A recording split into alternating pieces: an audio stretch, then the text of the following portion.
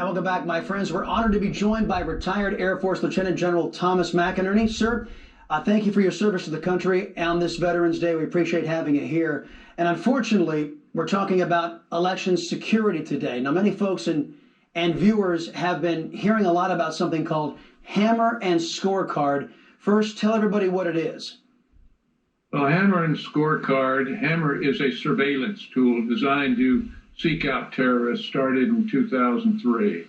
It was converted by the Biden administration into a surveillance tool to listen to American people and record what they were doing. The Scorecard is an application like on your iPhone that can manipulate voting data, keep it within 3% so it's not obvious, but switch it from Trump to Biden, which the Democrats did in this election.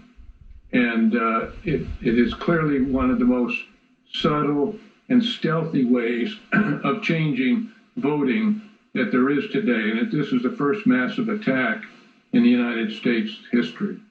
So now, there'll be no more free election, Chris, after this one, yes, if we get this issue resolved.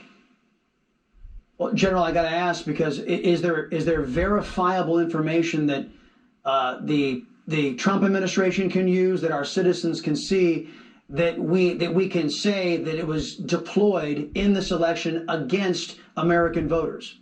Yes, and we will show specifically at what time. For instance, in Michigan at 0400 on the 4th of November, 138,000 votes came in for Biden.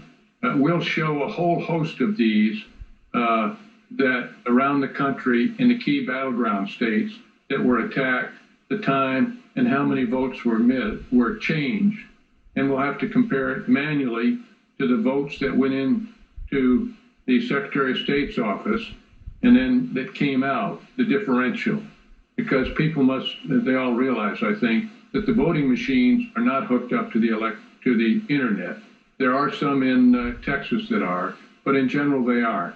They're bundled, go up to the state Secretary of State, and there at certain points they're shifted onto the internet and distributed.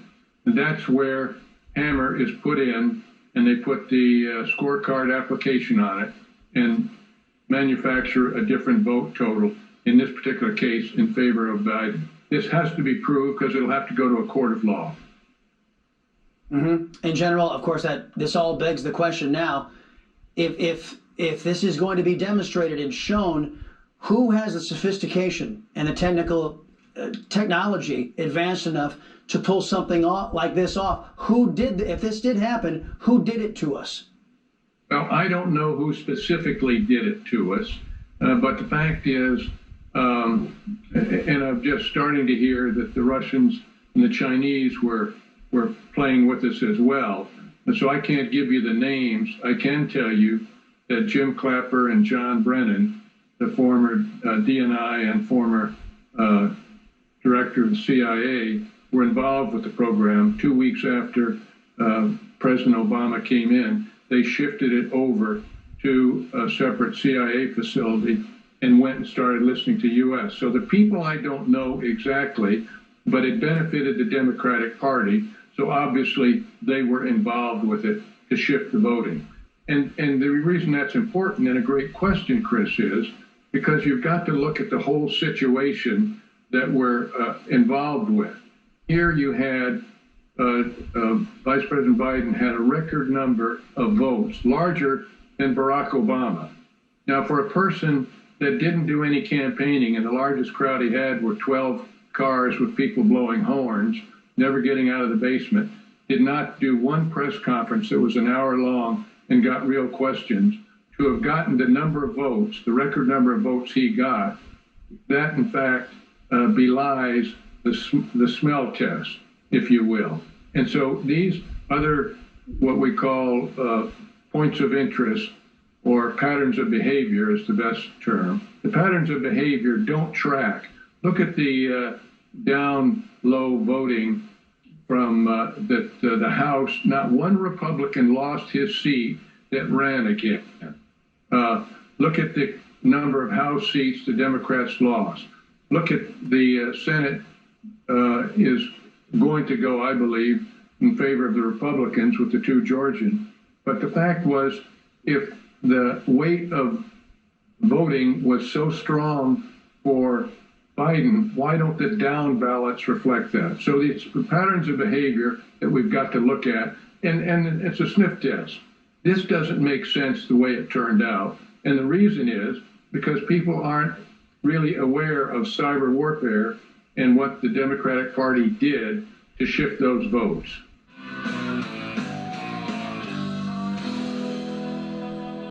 Latest on President Trump's legal challenges in those key battleground states. For that, we turn to Corey Lewandowski, senior advisor to the President, Trump 2020 and the Trump 2016 campaign manager. Always a pleasure seeing you, Corey. First off, as our understanding, you've been diagnosed with the China virus. You're quarantining. How are you feeling? Chris, look, I feel great, to be honest with you. A little tired. I had a slight headache. But look, I'm going to beat this thing in Trump time, which is faster than regular time. So I'll be back fighting for this president any minute. I'm fighting for him still doing radio interviews, still doing TV interviews. There's no Chinese virus that's going to stop me from fighting for my country. Hot damn. Look, in Philadelphia, you went there to canvass some of these votes, and you were denied entry. Now, of course, CNN and some other disreputable agencies out there are saying that no Republican was denied access and a visual on these ballots. My understanding, that's a complete lie that's being promulgated by the biased press. Tell me.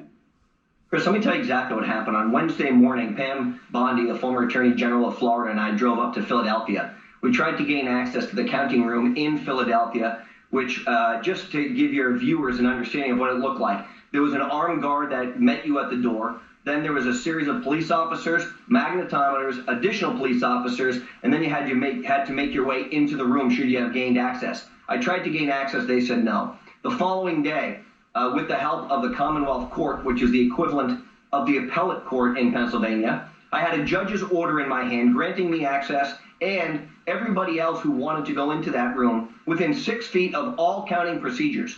I provided that court order to the chairman of the Board of Elections in Philadelphia. I provided it to the sheriff of the county of Philadelphia and to the deputy chief of staff, the deputy superintendent of police for the city of Philadelphia. All 3 of them said, we don't care. You have no enforcement mechanism. Go back to the judge and tell him to hold us in contempt. Now, Chris, I've been a police officer. I've been a public servant. Never in my life have I seen the type of complete disregard for an order of the court that I saw in Philadelphia. So this notion that people weren't denied access is a complete fallacy. I was denied access with a valid court order, and then they threatened to have me arrested if I went inside. Wow. So again, we've established that was fake news. Let's talk about CNN. They're reporting the Trump team has dropped lawsuits in Arizona. Is that true, or is that just more fake news? No, look, Chris, we haven't dropped any lawsuits yet. The truth is we have a very aggressive case in a number of places, including in Michigan, including in Wisconsin, obviously Pennsylvania for the irregularities that we've seen there. We are pleased with the notion that we're having a hand recount in the state of Georgia. It's amazing to me, the fake news media still hasn't called the state of North Carolina. What are they waiting for? We know Donald Trump has won that state. And so we're going to continue to pursue every lawsuit because there's no question there was voting irregularities. Look, I specifically pointed out a woman from Allegheny County in Pennsylvania who died, received the ballot from the county the day after she died, and then the ballot was recorded. When I pointed that out to the media, they said, well, that's just one example. And by the way, how do you know that person didn't vote for Donald Trump? Think about that from a journalistic integrity side. I said, I've just provided you concrete evidence of voter fraud. And they said, but maybe they were a Trump supporter. I mean, they don't want to report on what's really going on. We know there was illegality that took place, and we're going to get to the bottom of it.